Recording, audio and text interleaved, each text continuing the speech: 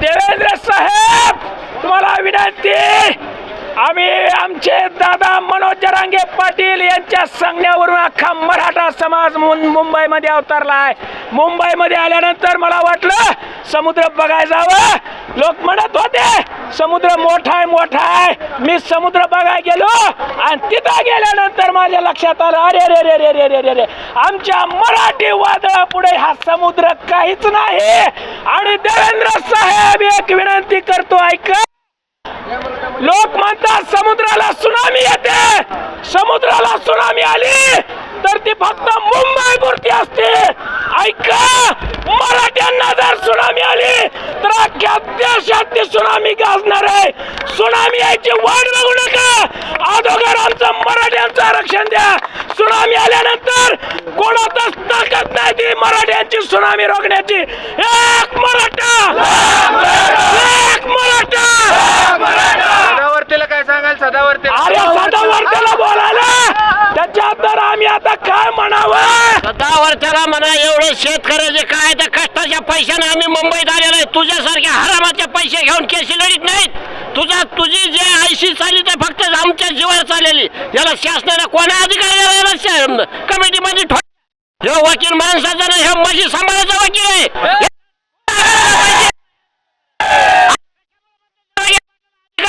तुला करायचं, तुला लय वकील आहे, तुला न्याय. अरे तुला काढून टाकू तर मराठीची अवलाद काय?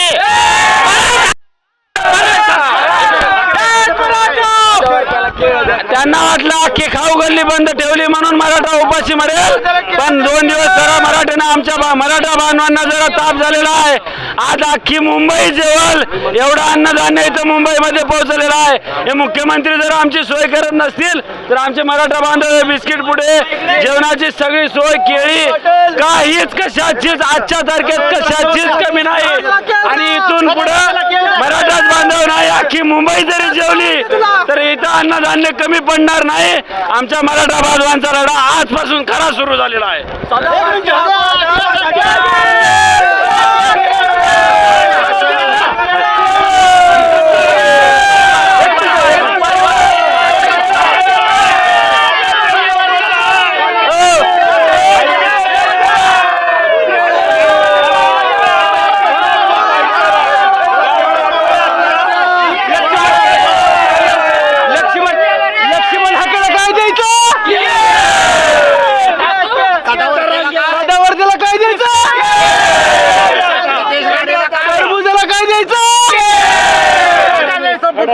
नितेश राणेला काय? तुला काय द्यायचं? आज चंद्रकांत दादा पाटील यांनी आज म्हटलंय की मराठ्यांना फक्त गावगाड्यात सरपंच व्हायचं आहे म्हणून यांना राजकीय आरक्षण पाहिजे. त्याच्याविषयी एकच बोलील, तू इथून पुढे आमच्याकडे मत मागाय त्यावेळेस तुम्हाला आम्ही काय देणार? चंद्रकांत पाटील म्हणा तुझी पोरं कुठे शिकते ती? त्याला पोरच नाही. एवढं घाल बोलल्या परत दादा बोलतील आमची पोरं पण घाल बोलायला लागली. बोलणार की पोर ना बर. आता मनोज दादाची प्रकृती, आता सध्या मनोज दादा झोपून आहेत, प्रकृती खालावलाय असं दिसून येते. मग आपण प्रशासनाला काय आवाहन करू की प्रशासनाने या विषयावर लवकरात लवकर तोडगा काढावा? आरक्षण सोडा विषय. प्रशासनाने लवकरात लवकर हा प्रश्न मार्गी लावून मराठ्यांना न्याय द्यावा. अन्यथा आरक्षण ऑलरेडी प्रशासनानं, शासनानं ऑलरेडी SCBC मधून आरक्षण दिलेलं आहे. ते मराठ्यांना मान्य नाही का? एवढं आरक्षण आम्हाला अपुरं आहे. हे आरक्षण आम्हाला अपुरं आहे. आमचे सगळे सोयरे ह्याच्यामध्ये इन्व्हॉल्व केलेले नाहीयेत, म्हणून आम्हाला हे आरक्षण आंदोलन परत करावं लागतंय.